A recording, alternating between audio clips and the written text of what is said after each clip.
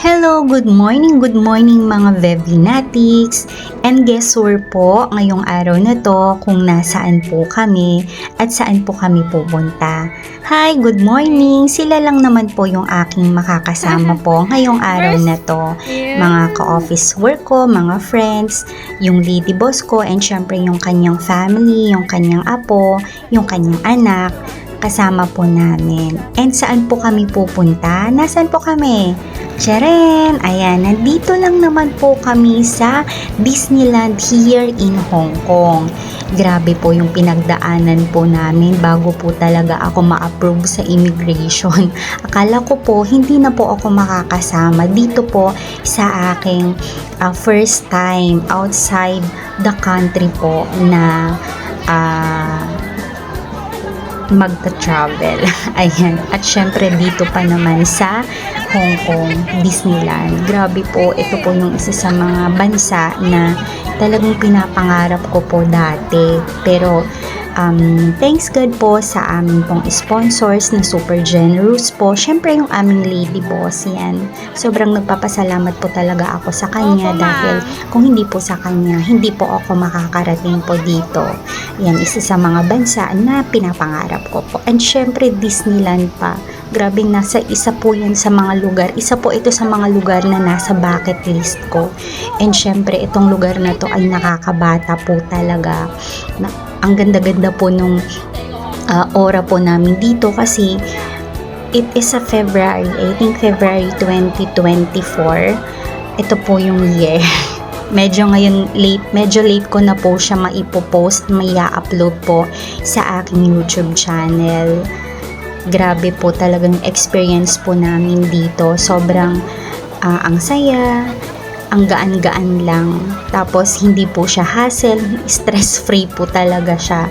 Di po katulad ng mga kung once na mag-travel po kayo is lagi nagmamadali. Dito po ay hindi po dahil sa sobrang generous. O di ba ang ganda po talaga, di ba? Nakaka-fresh talaga itong lugar na to. At dahil February po, yung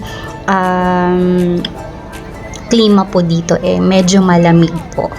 Yan, hindi naman po halatang minamigraine ako dyan kasi sobrang ganda po talaga ng lugar at hindi po siya mainit. So kahit na nasa labas po kami, hindi po talaga mainit. Akala mo lang mainit yung lugar pero malamig po talaga dyan.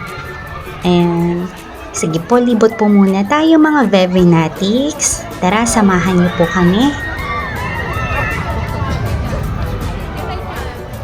Yan, kasama ko nga po pala ang aking sister, si Eileen.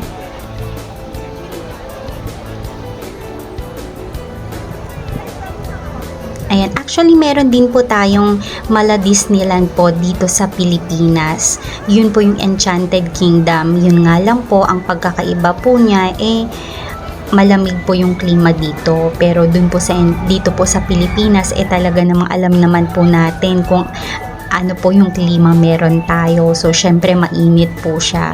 Of course, maganda rin po talaga yung lugar dahil napuntahan na rin po namin. And pinapangarap ko rin po na dalhin po dito yung aking buong pamilya. Syempre, si Bella and si Victoria. At syempre, ang aking asawa. Kaya abangan po ninyo yan kung madadala ko ba sila dito sa Disneyland, dito po sa Hong Kong. Sige, tara po. At kailangan po muna nating mag-tour. Ayan. Ito po yung isa sa mga pinasukan po namin. At hiniwalay ko nga po pala yung aming mga rides sa aking pong video dahil masyado pong mahaba. Ito po yung parang unang ride po na pinuntahan po namin at hindi na po kami pumila dahil nasa express lane po kami. Ayan. Medyo may kamahalan po kapag once na nag-book po tayo through express Pero syempre dahil generous po yung boss po namin, ayan, di ba? Napaka-special po talaga ng aming vacation na to. Kaya maraming salamat po sa A&B family, sa Briggside family. Thank you so much. Bye! Thank you for watching and don't forget to subscribe.